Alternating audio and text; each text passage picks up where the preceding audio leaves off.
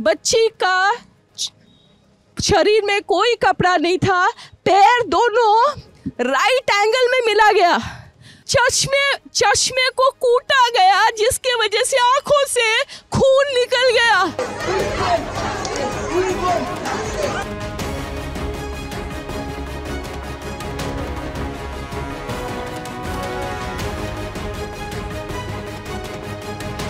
और जो अभी बलात्कार हुआ उसके कातिल को, उसके रेपिस्ट को सजा मिले, कड़ी से कड़ी। नमस्कार दोस्तों, कमोवेश आज पूरे भारत में बेटियों की इज्जत राज्य और राजनीतिक पार्टियों में बढ़ती दिख रही है। तो इसे क्या माना जाए? जनता के जागने का वक्त आ गया है, क्योंकि एक बात तो तय मानिए कि अपराधियों की अपराध करने की भूख इस कदर बढ़ गई है कि वे जान बचाने वालों की ही जान ले रहे हैं। छोटी छोटी बच्चियों के साथ दुष्कर्म कर रहे हैं और इन दुष्कर्मियों के प्रति, इन अपराधियों को बचाने के लिए सरकारें तक आगे आ जा रही हैं, पुलिस प्रशासन तक आगे आ जा रहा है।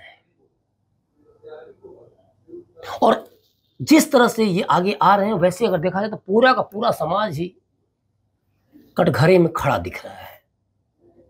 कोलकाता कि डॉक्टर्स हत्या के मामले में जिस तरह से चीज़ें आ रही हैं, वो सोचने समझने के लिए बाध्य कर दे रही हैं कि कितना विभत्स तरीके से उसकी हत्या की गई है। और परिवार को बताया जा रहा है कि आपकी बच्ची ने आत्महत्या कर ली। जरा सोचिए कि कैसे व्यवस्था को, कैसे पूरे कानून को, कैसे न्याय व्यवस्था को अपने हाथ में लेने की कोशिशें हो रही हैं। अपराधी कितना बेखौफ है। डॉक्टर के साथ रेप किया जा रहा है, उसकी बेरहमी से हत्या कर दे रहा है और करने वाला बेखौफ वहां से निकल जा रहा है, ये सोच कर कि उसका कुछ नहीं बिगड़ेगा। और ये क्यों हो रहा है? क्योंकि कहीं ना कहीं उसे ये विश्वास है कि वो इतनी बड़ी घटना को अंजाम देकर भी बच सकता है। सोचिए कि जब ये बताया जा रहा है कि बेटी ने आत्महत्या कर ली है और उस डॉक्टर्स के चेहरे पर कई खरोंचे हैं, उसकी आंखों में उसके चश्मे के शीशे धसे हुए हैं, खून निकल रहा है, और आप कह रहे हैं कि आत्महत्या कर ली है। उसके प्राइवेट पार्ट से ब्लड आ रहा है, तन पे एक कपड़ा नहीं है, और आप कह रहे हैं कि आत्महत्या कर ली है।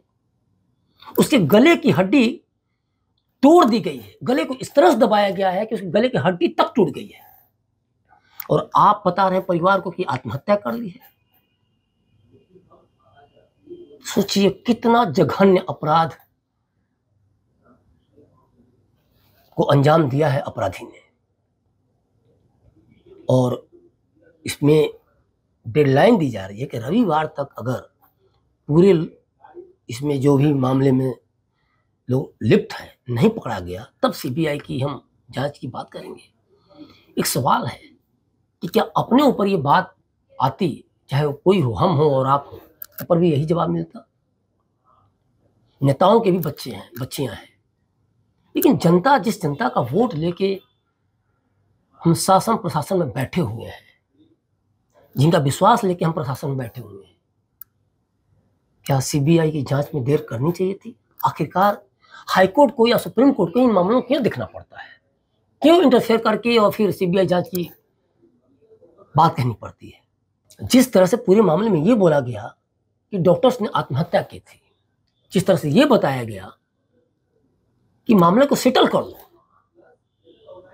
अपराध तो इसीलिए बढ़ रहा है ना, और अपराधी इसीलिए तो बेखौफ है कि उन्हें डर है कि मैं कुछ भी कर दूं, मेरा कुछ नहीं होगा, मेरा कुछ नहीं बिगड़ेगा, क्योंकि मेरे साथ प्रशासन है, पुलिस है, सरकार है। पूरे मामले में जो भाजपा ने आरोप लगाया, इसमें टीएमसी नेता का भी नाम आ रहा है, या फिर जिसका भी नाम आ रहा हो और जो भी सच्चाई हो।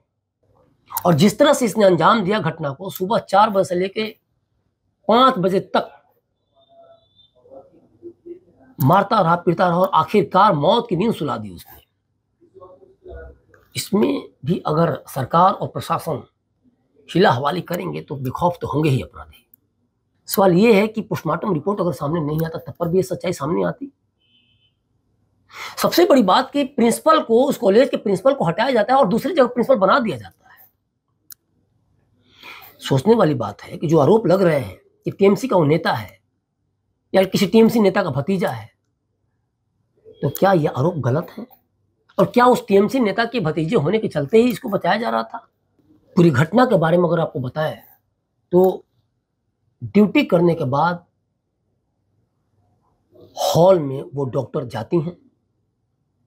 उसके बाद ऑलरेडी वहाँ 4 डॉक्टर्स और थे और सब लोग मिलकर वहाँ खाना मंगाते हैं, बाहर से ऑर्डर करते हैं खाना।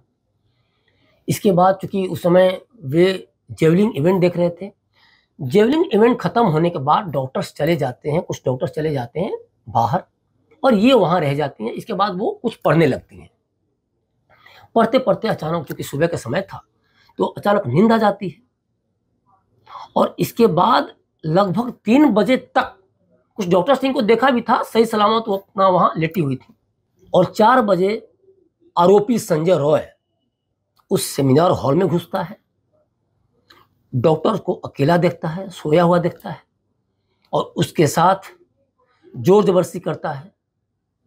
वो प्रतिकार भी करती हैं, लगातार लड़ती हैं। चेहरे पे खरोंचें आती हैं। मानने वाले यहां तक कहते हैं कि उसके चेहरे को पकड़ के दीवारों पे भी रगड़ा गया है, मारा पीटा गया है और इतनी जबरदस्त तरीके से उसने प्रहार किया है कि उसके चश्मे का जो शीशा था डॉक्टर्स की आंखों में धंस जाता है, खून बहने लगता है। उसके बाद वो गले को इतना जोर से पकड़ता है कि उसकी डॉक्टर्स की गले की हड्डी तक टूट जाती है। पूरे शरीर में खरोंच, चेहरे पर खरोंच। ये जो मीडिया में जो खबरें आ रही हैं उससे ये हो रहा है और पूरा 1 घंटे तक ये सब कुछ चल रहा होता है। तो मतलब आवाज तो आ ही रही होगी, मुंह उसने दबाया था, लेकिन कहीं ना कहीं कुछ तो आवाज, चीखें तो निकल ही रही होंगी, लेकिन किसी ने आवाज नहीं सुनी। और ये 1 घंटे तक, मतलब कि 4 बजे वो इंटर करता है आरोपी और 5 बजे तक डॉक्टर्स पे लगातार प्रहार करता है, उसके साथ जोर जबरदस्ती करता है, उसके साथ रेप को अंजाम देता है और फिर लास्टली वो डॉक्टर्स की हत्या तक कर देता है। और ये पूरा मामला जो है, जो ब्लूटूथ डिवाइस जो लेकर वो गया था, जो सीसीटीवी कैमरा में आया है, उससे इसकी पकड़ चुकी। कहीं ना कहीं वो डॉक्टर्स के ब्लूटूथ डिवाइस से या कहीं से कनेक्ट हो गई थी, जिस तरह की मीडिया में खबरें आ रही हैं, और इससे उसकी पकड़ में आ रही है चीजें। और उसके बाद वो वहां से निकल जाता है।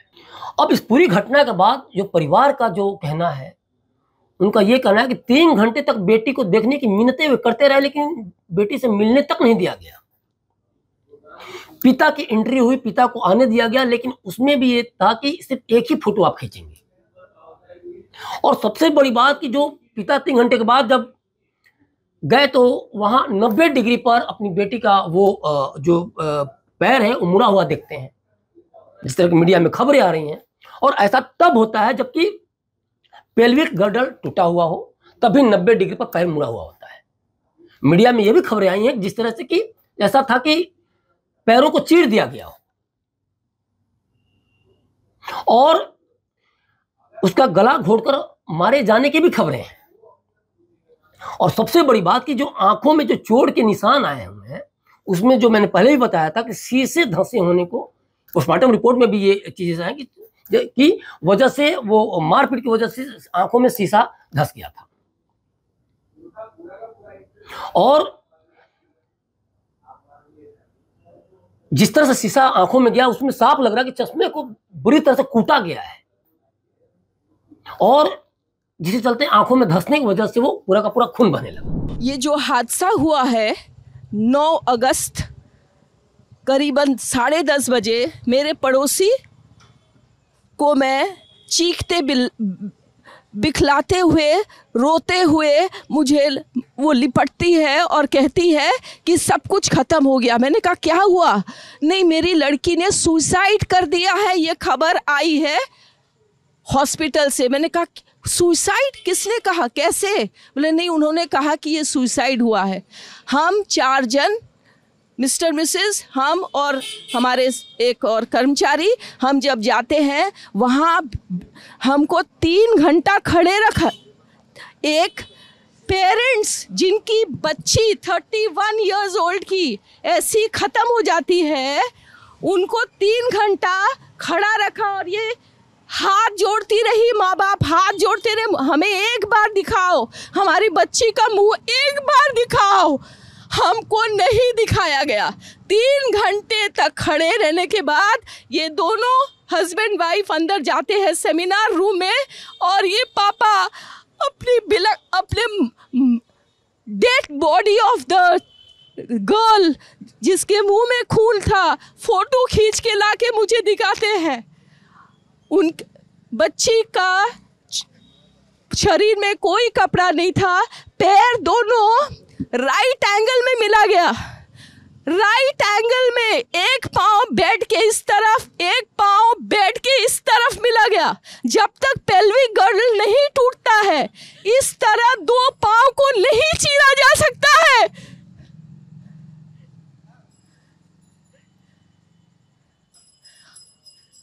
चश्मे को कूटा गया, जिसके वजह से आंखों से खून निकल गया। गले में गला दबाकर मारा गया। और पूरा ये जो मैं बोल रही हूँ, ये पूरा पोस्टमार्टम रिपोर्ट में वायरल हुआ है, आप लोग कृपया देखिए, ये कोई मनगढ़ंत नहीं है। अब ये सोचने वाली बात है कि संजय रॉय जो आरोपी है उसको इतनी हिम्मत कहां से मिली। संजय रॉय के बारे में जो बताया जाता है, उसने 4 शादियां की और चारों में से कोई शादी उससे सफल नहीं हुई। वो जो टी शर्ट पहनता था उसके पीछे कोलकाता पुलिस लिखा हुआ होता था, और ये सिर्फ धौंस देने के लिए। 2019 में वो कोलकाता पुलिस के सिविक वॉलंटियर के तौर पे भर्ती हुआ था, या फिर उसके साथ काम कर रहा था कोलकाता पुलिस के साथ। और ये भी आरोप लगाया जा रहा है कि वो हॉस्पिटल्स में मरीजों की भर्ती कराता था और पैसे भी लेता था। और अगर किसी हॉस्पिटल में सीट या खाली ना रहे या फिर भर्ती नहीं करा पाया, तो फिर दूसरे हॉस्पिटल में भी, उस सेटिंग सोचिए कितनी तगड़ी थी कि दूसरे हॉस्पिटल में पैसे लेकर वो भर्ती कराता था। आरोप यहां तक है कि वो कोलकाता पुलिस के वरिष्ठ अधिकारियों का चहेता था, और शायद इसीलिए वो बेखौफ था। और सबसे बड़ी बात कि इस घटना के बाद कोलकाता पुलिस के 4थी बटालियन के पास वो जाता भी है, तो एक बड़ा सवाल कि जब ये कहा गया कि डॉक्टर्स ने आत्महत्या कर ली, जब ये कहा गया कि मामला सेटल कर लो, तो क्या ऐसे आरोपी को, संजय रॉय को, कोलकाता पुलिस का संरक्षण नहीं प्राप्त था? और देखिए जिस तरह से चीजें घट रही हैं, अभी आपने मोहित खान का जो अयोध्या का मामला सुना, कन्नौज में नवाब सिंह मलिक का जो आपने मामला सुना, ओवरऑल क्या हो रहा है इसमें? मोहित खान वाले में भी अखिलेश डीएनए टेस्ट की मांग करते हैं, दुष्कर्मी के बचाव में चले आते हैं। नवाब सिंह मलिक जो है कन्नौज का, उसमें भी सपा नेता के संरक्षण का आरोप लगता है। पूरे भारत में, वो चाहे हाथरस की घटना हो, प्रयागराज की घटना हो, या फिर भारत में कहीं भी घटना हो, कहीं ना कहीं उसमें पुलिस प्रशासन या फिर नेताओं की, राजनीतिक पार्टियों की मिलीभगत होती है, कहीं ना कहीं उनमें वो पीछे संरक्षण देने चले जाते हैं, बचाने चले जाते हैं। हालांकि पूरे मामले की सीबीआई जांच तो शुरू हो गई है, लेकिन इससे एक बड़ा सवाल है कि एक अपराधी के मनोबल को बढ़ाने के चलते पूरा देश परेशान है। पूरे देश में डॉक्टर्स जगह जगह स्ट्राइक कर रहे हैं, ओपीडी सेवाएं बंद हैं। और इसमें चाहे वो लखनऊ का किंग जॉर्ज मेडिकल कॉलेज हो, या वीएमसीसी हो, या दिल्ली का मौलाना आज़ाद मेडिकल कॉलेज हो, या फिर सफदरजंग अस्पताल हो, हर जगह ओपीडी सेवाएं बंद हैं, डॉक्टर्स हड़ताल पर हैं। और उनकी मांगे हैं कि सेफ्टी और सिक्योरिटी डॉक्टर्स की सुनिश्चित की जाए, निष्पक्ष जांच हो। और इसमें परेशान कौन हो रहा है?